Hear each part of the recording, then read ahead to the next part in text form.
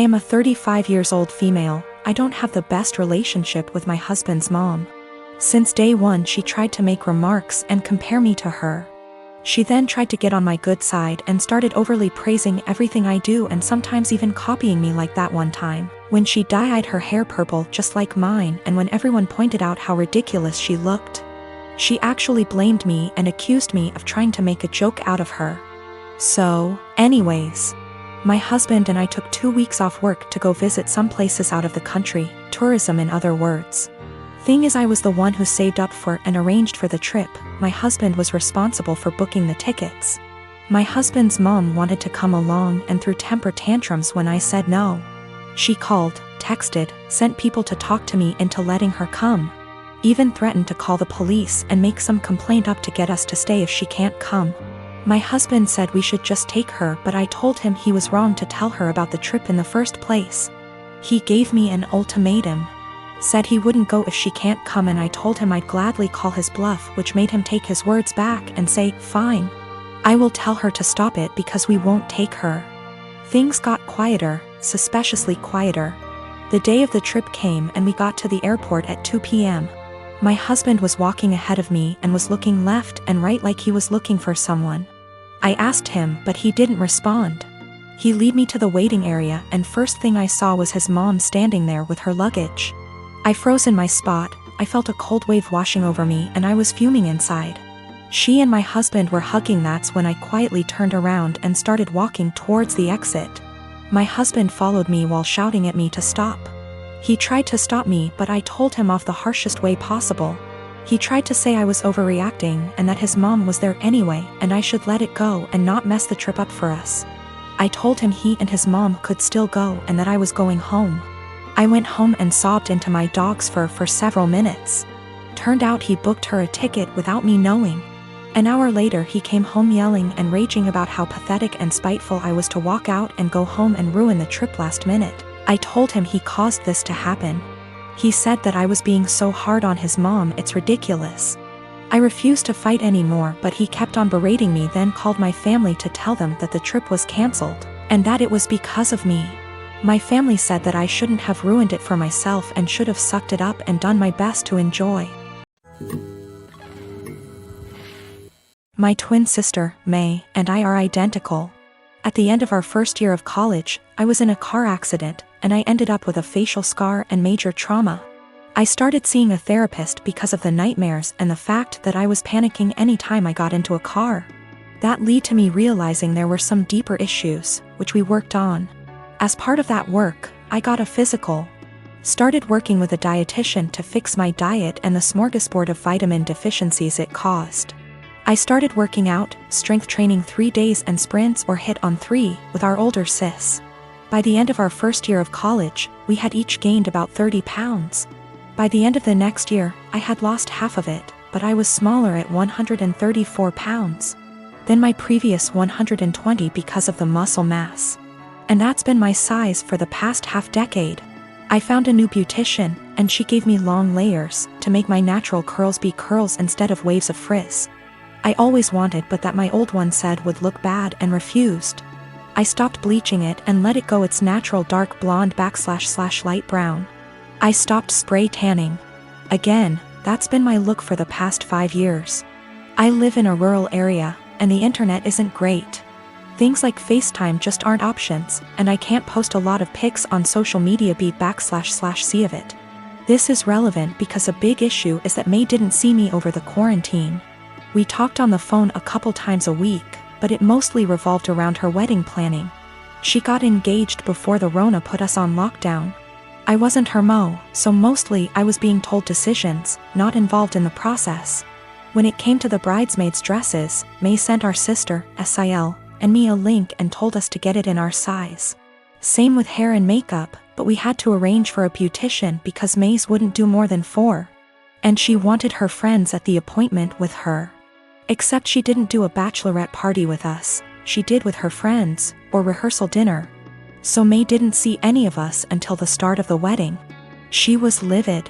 Apparently, she thought we would have stopped working out because of the Rona, even though we did it at home.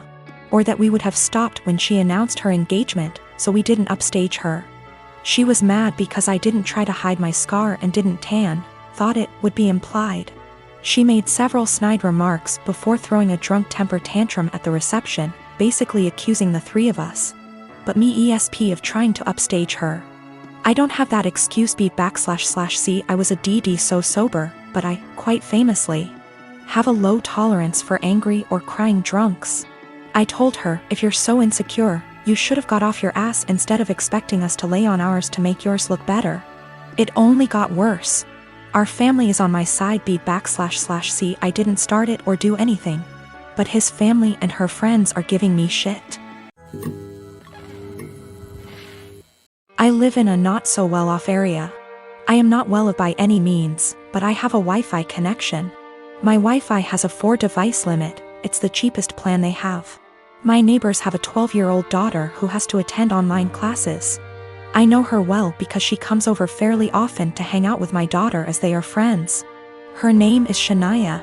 We live in India. Shania is an Indian name. I am also Indian. Shania's parents told her they cannot afford Wi-Fi, so she asked me if she can use mine. I agreed, and said the only condition was that she has to study hella hard and do her best. She agreed and has been using it for a while. Over the past 2 months, I have been finding it hard to use my Wi-Fi. The web portal for the Wi-Fi says 4 devices are constantly connected to it when all I am using is my phone, and my daughter is using her laptop. Sometimes, my daughter can't connect to her own classes and uses data. I asked Shania about it last week, and she said her parents forced her to tell them the password and that they have been using it. I went and spoke to her parents about it, and said that it is only for her to be able to attend classes. They said they will stop using it.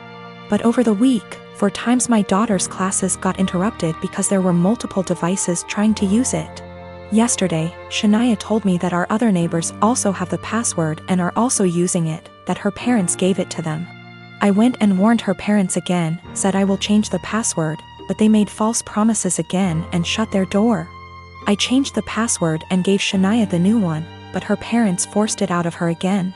My daughter's education needs to take priority, her classes are important.